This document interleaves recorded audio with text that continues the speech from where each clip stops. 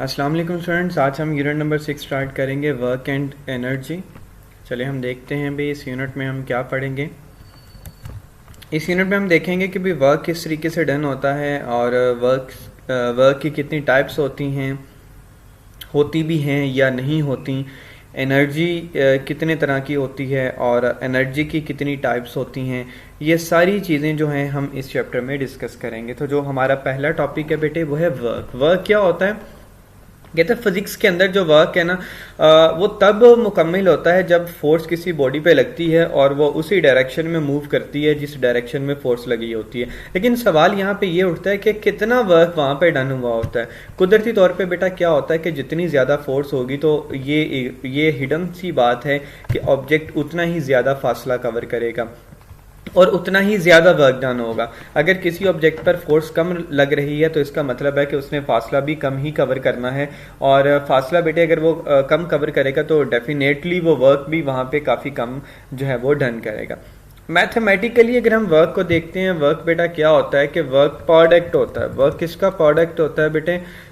Work product होता है force और डिस्टेंस का। तो हम यहाँ पे आसान से अल्फाज में ये भी लिख सकते हैं कि जो वर्क है उसका डायरेक्ट रिलेशन किसके साथ, या कह सकते हैं वो फोर्स पर होता है, और प्रोडक्ट का मतलब कि मल्टीप्लिकेशन हो रही है किसके साथ होता है? उसके डिस्प्लेसमेंट यानी कि डिस्टेंस के साथ होता है।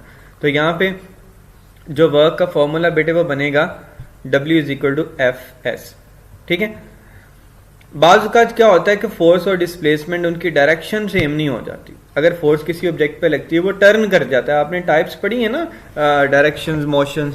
तो जब फोर्स लगती है तो वो अपनी डायरेक्शन को चेंज कर लेता है। तो तब क्या होता है, यानी कि अगर हम बात करते हैं एक्स कंपोनेंट की और अगर हम बात करते हैं बेटे वाई कंपोनेंट की, तो तब हमारे पास कौन सी सिचुएशंस आती हैं?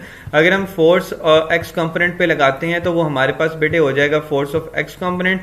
अगर हम वाई कंपोनेंट पर फोर्स लगाते हैं तो वो बेटे हमारे पास हो जाएगा फोर्स ऑफ वाई कंपोनेंट। तो इन सूरत हाल में हमारे पास क्या होगा? अगर आप लोगों को याद हो तो हमने ट्रिग्नोमेट्रिक रेशियोज पढ़ी थी फोर्थ चैप्टर में। उसमें क्या पढ़ा था कि हमारे पास एक बेस होती है, ऐसे ही है बेटे, चलें थोड़ा ड्रा करने की कोशिश करते हैं कि ड्रा हो जाए। बेस होती है, ये परपेंडिकुलर होता है आई थिंक सो, और ये हमारे पास हाइपोटेन्यूज होता है। ठीक है। अब क्या होता है कि जब हम एक्स कंपोनेंट की फोर्स की बात करते हैं तो एक्स कंपोनेंट की फोर्स में हमेशा हमारे पास क्या आता होता है? कॉस थीटा आता होता है। और अगर हम वाई कंपोनेंट की बात करते होते हैं वो हमारे पास साइन थीटा आ जाता होता है। तो ये बहुत डिटेल में बेटे हमने पढ़ा था कि कॉस थीटा कैसे आएगा, साइन थीटा किस तरीके से आएगा। ये कंप्लीट डेरिवेशन है जो हम यूनिट नंबर 4 में सीख चुके हैं। ओके। अब अगर हम बात करते हैं फोर्स ऑफ एक्स कंपोनेंट की, वो बेटे F X is equal to F cos theta हमारे पास आ जाएगा। अगर वाई कंपोनेंट की बात करते हैं तो F Y is equal to F sine theta आ जाएगा। अगर कहते हैं force of X component find करनी है तो उसके लिए ये formula, force of Y component find करनी है तो उसके लिए ये फॉर्मूला लगा देंगे। लेकिन बेटा उस सूरत हाल में जब फोर्स और डिस्प्लेसमेंट एक दूसरे से पैरेलल हो जाती हैं, एक्स कंपोनेंट पे वाई कंपोनेंट पे चले जाती हैं, तो तब हम फोर्स को किस तरीके से फाइंड करते हैं? तब हम बेटे फाइंड करेंगे W is equal to F X multiply by S, यानी कि force of X component and उसके बाद डिस्प्लेसमेंट। ये बात करेंगे हॉरिजॉन्टल कंपोनेंट की। जब वो वर्टिकल कंपोनेंट की बात करेगा तो तब बेटा क्या होगा? सिंपल एफ एक्स की जगह पे हम क्या लगा देंगे? एफ वाई लगा देंगे। तो तब हमारा फॉर्मूला बेटे क्या बन जाएगा? W इज इक्वल टू और एफ वाई आ जाएगा। जारी सी बात है अगर हम वाई कंपोनेंट की बात करते हैं तो कॉस थीटा है ना, तो कॉस थीटा की जगह पे बेटे क्या आ जाएगा? साइन थीटा आ जाएगा। ठीक है। और फिर वैसे ही मैथमेटिकली जिस तरीके से इसको सॉल्व करते हैं हम उस हिसाब से इसको सॉल्व कर लेंगे। अब वर्क की डेफिनेशन क्या है? कहता है वर्क तब डन होता है कि जब फोर्स एक्ट करती है किसी भी बॉडी पर और वो डिस्प्लेस होती है, यानी फासला कवर करती है उसी डायरेक्शन में जिस डायरेक्शन में आप फोर्स लगा रहे हो। तो फोर्स वर्क एक स्केलर क्वांटिटी है, ये डिपेंडेंट है, एक स्केलर, ये वेक्टर नहीं है, ये स्केलर है और ये हमेशा डिपेंड करती है फोर्स पर जो बॉडी पर लगाई जाती है। डिस्प्लेसमेंट जो है ना बॉडी का, वो बेटा एंगल बनाता है according to force. Unit of work क्या आता है बेटा? ये जॉउल होता है, और ये आपको पता है एमसीक्यूज इस तरीके के बेटे आ जाते होते हैं।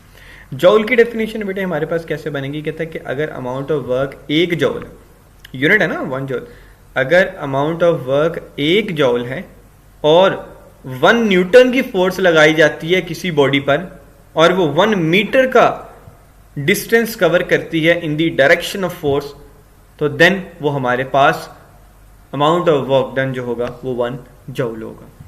1 जूल क्या है जी? 1 newton multiply by 1 metre. Joule smallest unit है वर्क का।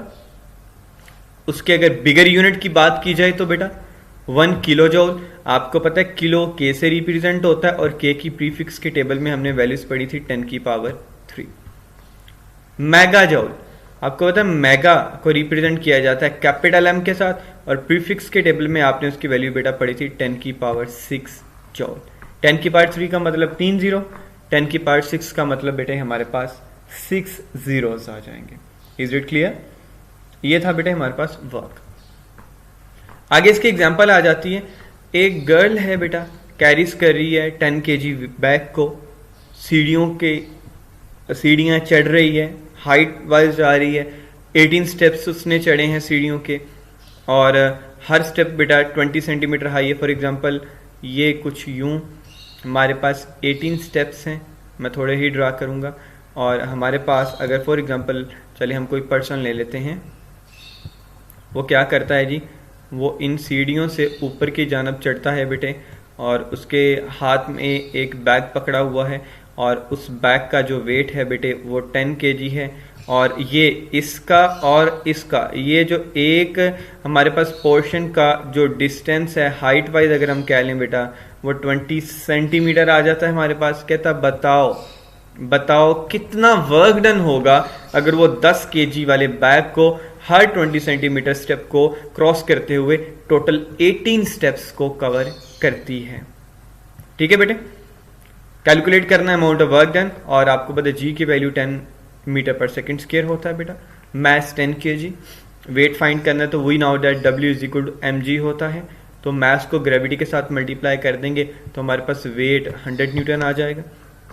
फोर्स वेट 100 न्यूटन है, डेफिनेटली फोर्स भी 100 न्यूटन है बेटा, क्योंकि जो कैरी है बैग अपस्टेयर्स ऊपर की जानब जा रहा है, अपवर्ड फोर्स लग रही है तो upward force according to weight ही लगती होती है। जब भी अपवर्ड फोर्स लगाई जाती है जितना वेट होता है बेटा उतनी ही फोर्स लगती होती है। ठीक है, तो फोर्स भी 100 न्यूटन आ गया। हाइट कितनी है बेटा, स्टेप्स कितने हैं, स्टेप्स हमारे पास 18 है तो हर स्टेप कितने सेंटीमीटर का, 20 सेंटीमीटर का। सेंटीमीटर को मीटर में कन्वर्ट किया तो बेटा 0.2 मीटर आ गया, यानी कि हमने यहाँ पे क्या किया 20 डिवाइडेड बाय 100, क्योंकि 20 सेंटीमीटर में था, सेंटीमीटर को मीटर में जब भी कन्वर्ट करते हैं 100 के साथ डिवाइड कर दिया तो ये हमारे पास बेटे क्या आ गया 0.2 मीटर। ठीक है, अब 0.2 मीटर को जब हमने इंचेस के साथ मल्टीप्लाई किया तो 3.6 मीटर आ गया बेटे।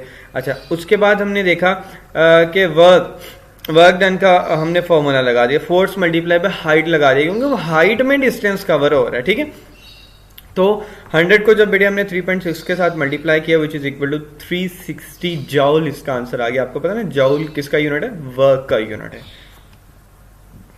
नेक्स्ट हमारे पास बेटा आ जाता है एनर्जी क्या होता है। एनर्जी एक इंपॉर्टेंट और फंडामेंटल कंसेप्ट है साइंस का, ये तकरीबन हर कुदरती चीजों के साथ इसका बेटा लिंक होता है। हम ये कह सकते हैं कि एक बॉडी के पास एनर्जी है, अगर एक बॉडी के पास एनर्जी है तो उसमें एक काबिलियत है, क्या बेटा उसमें काबिलियत है कि वो वर्क डन कर रहा है, ऐसे ही वो एनर्जी को पोजेस कर रहा है। अब एनर्जी क्या है बेटा, the energy of a running water can be use to run water mills और वाटर टर्बाइन। अब जो एनर्जी पानी है ना, देखें अगर आप यहाँ देखें ये रनिंग वाटर है, ये रनिंग वाटर अमूमन इस्तेमाल होता है किसके लिए इस्तेमाल होता है, ये अमूमन टर्बाइंस को रन करने के लिए इस्तेमाल होता है। जब टर्बाइंस रन होती हैं तो उससे क्या प्रोड्यूस होता है, उससे बेटा इलेक्ट्रिसिटी भी प्रोड्यूस की जाती है।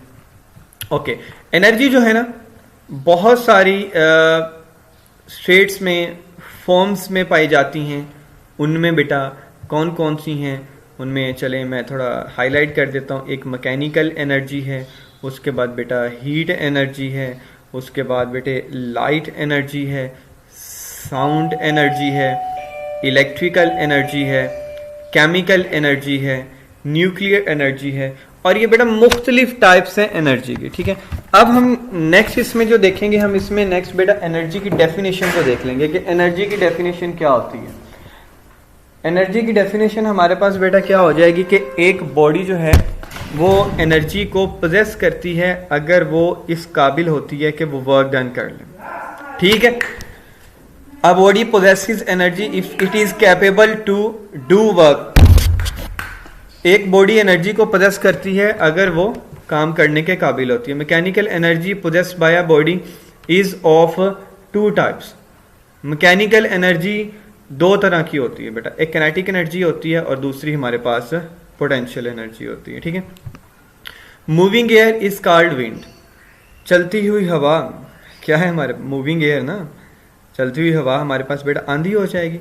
ठीक है, और we can use wind energy for doing various things. हम विंड एनर्जी का इस्तेमाल करते हैं बहुत सारी चीज़ों के लिए, जिस तरीके से ये आपको विंड मिल्स की अगर बात की जाए या सेलिंग बोट्स की बात की जाए, ये वो बोट्स हैं बेटा जो हवा की मदद से चलती हैं।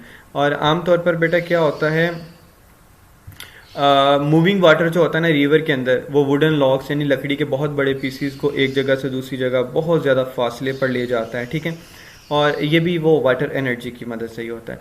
अब सिंपल इसमें आपने करना कुछ नहीं है, सिंपल बेटे आपने इसमें काइनेटिक एनर्जी की डेफिनेशन करनी है और पीछे एनर्जी की डेफिनेशन कर लेनी है। एनर्जी की डेफिनेशन के साथ आपने एक एग्जांपल कर लेनी है। ठीक है, इसमें से आपने एनर्जी की डेफिनेशन की और रनिंग वाटर पोजेस एनर्जी कर लिया, या energy of the wind moves the selling boats कर लिया, एनर्जी की डेफिनेशन के साथ एग्जांपल कर ली। नेक्स्ट हमारे पास जो लॉन्ग क्वेश्चन शुरू हो जाएगा वो काइनेटिक एनर्जी। इसमें हम सिर्फ काइनेटिक एनर्जी की डेफिनेशन करेंगे और उसकी डेरिवेशन देख लेंगे। ठीक है, काइनेटिक एनर्जी की डेफिनेशन में क्या है कि जो energy possessed by a body due to its motion, वो एनर्जी जो बॉडी पोजेस्ट करती है अपने मोशन की वजह से, वो हमारे पास काइनेटिक एनर्जी आ जाती है। ठीक है, अब काइनेटिक एनर्जी का डायरेक्ट रिलेशन किसके साथ होता है, वर्क डन के साथ होता है। तो आपको पता है कि अगर हम वर्क डन की बात करें तो वो वर्क डन में हमने सिर्फ यही पढ़ा हुआ है कि जो वर्क डन है हमारे पास वो किसके इक्वल है, वर्क डन हमारे पास इक्वल है फोर्स मल्टीप्लाई बाय डिस्प्लेसमेंट। ऐसे ही फोर्स मल्टीप्लाई बाय डिस्प्लेसमेंट आ गया, तो काइनेटिक एनर्जी का डायरेक्ट रिलेशन है फोर्स मल्टीप्लाई बाय डिस्प्लेसमेंट के साथ। इसमें जो हमारे पास इनिशियल वेलोसिटी है बेटा, उसको हम रिप्रेजेंट कर देते हैं v के साथ, और जो फाइनल वेलोसिटी है उसको रिप्रेजेंट कर रहे हैं 0 के साथ। क्योंकि फाइनल वेलोसिटी 0 क्यों हुई, क्योंकि जब बॉडी ही रुक गई जाके तो फाइनल वेलोसिटी बेटा वहां पे क्या हो जाएगी, 0 हो जाएगी। और फोर्स का फॉर्मूला आपने पढ़ा हुआ F is equal to ma, कि फोर्स हमेशा मैस पर अप्लाई होती है, और जब बेटे फोर्स मैस पर अप्लाई होती है तो वो एक्सेलरेशन कवर करती है, और एक्सेलरेशन की डायरेक्शन वही होती है जिस डायरेक्शन में फोर्स अप्लाई हो रही होती है। याद हो तो हमने सेकंड चैप्टर में देखा था कि एक्सेलरेशन का डायरेक्ट रिलेशन किसके साथ होता है, फोर्स के साथ होता है। इनवर्स रिलेशन किसके साथ होता है, मैस के साथ होता है। जब हम प्रोपोर्शनैलिटी का साइन खत्म करते हैं तो हमारे पास क्या आ जाता है, A इज इक्वल टू के F ओवर M। ठीक है, और ऐसा यूनिट में जो K की वैल्यू है बेटा वो 1 होती है। अगर हम सिंपल फोर्स का फॉर्मूला बनाना चाहें तो मैस यहाँ पे डिवाइड हो रहा है, उधर जाके एक्सेलरेशन के साथ जाके क्या हो जाएगा, मल्टीप्लाई हो जाएगा। तो हमारे पास फॉर्मूला क्या बन जाएगा, F is equal to ma। तो इससे ये साबित हुआ कि जो बेटे हमारे पास फोर्स है ना वो मैस पे लगती है, और जो मैस है वो बॉडी कुछ एक्सेलरेशन को कवर कर रही होती है। ठीक है, इतना सिर्फ इतना ही है। लेकिन जब हम बात करते हैं एक्सप्रेशन तो ये हमारे पास आ जाएगा A is equal to minus F over M। अब ये नेगेटिव साइन किस तरीके से आया, क्योंकि ये मोशन अपोज्ड होता है। न्यूटन के थर्ड इक्वेशन के मुताबिक ये मोशन क्या होगा, अपोज्ड होगा। तो हमारे पास फॉर्मूला क्या बन जाएगा, 2AS is equal to VF का स्क्वायर माइनस VI का स्क्वायर। हमारे पास ये इसका फॉर्मूला बनेगा, क्योंकि थर्ड इक्वेशन ऑफ मोशन ये जो हमने प्रीवियस चैप्टर में बहुत डिटेल में बेटे उसकी डेरिवेशन को हमने देखा था, ये किस तरीके से हमारे पास आया था। हमने अब इधर सिर्फ इतना करना है कि उसकी वैल्यूज पुट करनी है। एक्सेलरेशन की वैल्यू क्या है जी, माइनस F ओवर M। जब हमने उसकी वैल्यू पुट कर दी माइनस F ओवर M, तो VF जब वर्क कंप्लीट हो गया, बॉडी रुक गई, तो VF बेटे क्या हो गया, VF उस टाइम 0 हो गया। तो VI इनिशियल वेलोसिटी थी, इब्तदाई स्पीड थी, तो वो हमारे पास बेटे V है। ठीक है, अब यहां पे क्या होगा, Fs इज इक्वल टू, अब ये 2 यहां पे मल्टीप्लाई हो रहा है, इधर आगे बेटे क्या हो जाएगा, डिवाइड हो जाएगा। अब ये इधर माइनस V इसका स्क्वायर रह गया था ना, तो इस साइड वाला माइनस V इस माइनस के साथ बेटे कट गया। रिमेनिंग हमारे पास क्या रह गया जी, ये अब देखें, अब ये 2 आके डिवाइड हो गया और ये M डिवाइड हो रहा है, इधर जाके मल्टीप्लाई हो गया। तो जब ये 2 इस साइड पे आएगा 1/2 बन जाएगा, ये मैथ से उधर जाएगा तो V के साथ स्क्वायर के साथ जाके ये मल्टीप्लाई हो जाएगा। तो ये मेरे पास क्या बन जाएगा जी, Fs is equal to 1/2 mv square. मैं इसको थोड़ा स्टेप बाय स्टेप करके दिखा देता हूँ। अगर मैं सिंपल यहाँ पे लिखता हूँ जी, माइनस F ओवर M और साथ में S और उस साइड पे बेटा मेरे पास सिंपल रह गया जी माइनस वी का स्क्वायर और डिवाइडेड बाय बेटे क्या आ गया 2, क्योंकि वो उधर मल्टीप्लाई हो रहा था, ये माइनस कट गया इस माइनस के साथ, अब ये m यहाँ पे डिवाइड हो रहा है इधर जाके मल्टीप्लाई हो जाएगा, मेरे पास सिंपल क्या रह जाएगा जी F S is equal to 1/2 और मैथ्स उधर जाके मल्टीप्लाई हुआ था, तो ये बेटा मेरे पास क्या बन जाएगा जी एम वी का स्क्वायर। अब ये F S is equal to 1/2 M V का स्क्वायर, ये मेरे पास किसका फॉर्मूला बन गया, ये काइनेटिक एनर्जी का फॉर्मूला बन गया। ये वो काइनेटिक एनर्जी है जो पोजेस्ड हुई बॉडी के मोशन की वजह से, क्योंकि जब भी एक्सेलरेशन कवर होगा ना, एक्सेलरेशन मुकम्मल होगा, तो बॉडी क्या कवर करेगी, बॉडी मोशन को कवर करेगी और वो एनर्जी उस मोशन की वजह से आ जाएगी। तो फॉर्मूला क्या बन गया जी kinetic energy is equal to 1/2 M V square. Example 6.2 हम इसकी देख लेते हैं। 6.2 एग्जाम्पल में क्या है कि बेटे कहता है एक स्टोन है, उसका जो मास है बेटे वो 500 ग्राम है। 500 ग्राम स्टोन जब जमीन के साथ टकराता है 20 मीटर पर सेकंड की वेलोसिटी के साथ, ये 20 के साथ नहीं है ना, जब एक स्टोन जिसका मास 500 ग्राम है और वो जब जमीन के साथ आके टकराता है तो उस टाइम उसकी जो वेलोसिटी होती है वो 20 मीटर पर सेकंड होती है। कितना काइनेटिक एनर्जी स्टोन ने बेटा उस टाइम रखा अपने पास जब वो किसके साथ टकराया था बेटे, जब वो जमीन के साथ आके टकराया था। तो मैस हमारे पास 500 ग्राम, ग्राम को जब हमने किलोग्राम में कन्वर्ट किया तो बेटा ये हमारे पास 0.5 किलोग्राम आ गया, हमने इसको 1000 के साथ मल्टीप्लाई कर दिया। नेक्स्ट हम देखते हैं कितनी वेलोसिटी थी बेटे उस टाइम, उसकी वेलोसिटी उस टाइम थी बेटा हमारे पास 20 मीटर पर सेकंड। 20 मीटर पर सेकंड उस टाइम बेटे उसकी वेलोसिटी थी। काइनेटिक एनर्जी का फॉर्मूला लगा दिया, kinetic energy is equal to 1/2 M V का स्क्वायर, मैस 0.5। उसके बाद अगर बात करते हैं v की तो वो बेटा 20, हमने 0.5 और 20 को मल्टीप्लाई करना, लेकिन वेलोसिटी का क्या था बेटे, स्क्वायर था। तो जब 20 का हमने स्क्वायर लिया तो वो हमारे पास क्या आ गया 400 मीटर स्क्वायर पर सेकंड, स्क्वायर हमारे पास उसका क्या आ गया, स्क्वायर आ गया 0.5। अच्छा अब कटिंग कर लो, चलो आसान कर लो, 2 1 2 एंड 2 2 क्या हो जाएगा 4 हो जाएगा। रिमेनिंग हमारे पास क्या रह गया जी 0.5 और उसको जब हमने मल्टीप्लाई कर देना है बेटे 200 के साथ, जब हमने इसके 200 के साथ मल्टीप्लाई किया तो हमारे पास क्या आ गया जी 100 जॉल। तो इससे क्या साबित हुआ, काइनेटिक एनर्जी स्टोन की बेटा 100 जॉल थी जब वो ग्राउंड के साथ आके टकराया। तो ये बेटा हमारे पास एग्जाम्पल थी, आपने इसको अच्छे से देखना है, खुद भी सॉल्व करना है। जितनी रिटर्न प्रैक्टिस कर लेंगे इन एग्जाम्पल्स की, ये चैप्टर बेटा पेपर पॉइंट ऑफ व्यू के हिसाब से, लॉन्ग क्वेश्चंस के हिसाब से भी है, लॉन्ग क्वेश्चन भी इस चैप्टर में से आएगा बोर्ड में, और शॉर्ट क्वेश्चंस के लिहाज से बात की जाए या एमसीक्यूज के लिहाज से बात की जाए तो ये बेटा चैप्टर काफ़ी अहमियत रखता है, तो इसको आपने लाजमी अच्छे से देख लेना। ये एग्जाम्पल आपने लाजमी करनी है। अब इसमें से एमसीक्यूज क्या बन सकते हैं। अच्छा ये जो हमारे पास kinetic energy 1/2 M V square है बेटा, ये इसका फॉर्मूला बन जाएगा, ये न्यूमेरिकल्स में यूज़ होगा। और काइनेटिक एनर्जी की डेफिनेशन शॉर्ट में भी आ सकती है, जब शॉर्ट में डेफिनेशन आ जाए तो आपने इसका फॉर्मूला साथ में लिख देना बेटे। उसके बाद एनर्जी की डेफिनेशन और उसकी एग्जांपल कर लेनी है, ठीक है। और उसके बाद अगर हम बात करें एनर्जी की कितनी टाइप्स होती हैं वो देख लेना है, और एनर्जी का यूनिट, काइनेटिक एनर्जी है तो बेटा क्या यूनिट होगा वो देख लेना है। जिस तरीके से हमने इसके काइनेटिक एनर्जी के यूनिट के साथ हमने क्या लगाया, जौल लगाया, एनर्जी है तो यूनिट जौल ही हो जाएगा। और उसके बाद मैं आपको बता देता हूँ कि इसमें से कौन कौन से बेटा एमसीक्यूज बन सकते हैं, ठीक है भाई। एनर्जी का भी हो गया बेटे।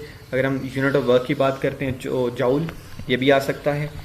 यूनिट ऑफ, अच्छा इसका सवाल इस तरीके से भी आ सकता है, डिफाइन यूनिट ऑफ वर्क। अब यूनिट ऑफ वर्क को डिफाइन करना, सिर्फ बताना नहीं है कि unit of work is joule, define कह रहे हैं। बच्चे पेपर में अमूमन ये भी गलती कर जाते हैं, वो कहा जाता है जी डिफाइन यूनिट ऑफ वर्क, वो सिंपल जे लिख देते हैं, नहीं उसको डिफाइन करना होता है। और एमसीक्यूज आ सकता है कि the unit of work is वो बेटा जऊल है, या ये भी पूछा जा सकता है कि ये जो हमारे पास 1 जऊल है ये किसके इक्वल है। जो 1 जऊल है बेटा वो 1 न्यूटन मीटर के इक्वल है, क्योंकि 1 को 1 से मल्टीप्लाई करेंगे 1 हो जाएगा, n को m से मल्टीप्लाई करेंगे nm हो जाएगा। तो जो हमारे पास 1 जऊल है वो किसके इक्वल है, 1 न्यूटन मीटर। और वर्क वेक्टर क्वांटिटी है या स्केलर क्वांटिटी है बेटा, बेटा वर्क हमारे पास एक स्केलर क्वांटिटी है, इसका फॉर्मूला एंड यूनिट। ये चीज़ें हैं इंपॉर्टेंट जो बेटा आपने अच्छे से देख लेनी है। होप सो ये सारी चीज़ें आपको अच्छे से क्लियर हो गई होंगी। अल्लाह हाफिज़।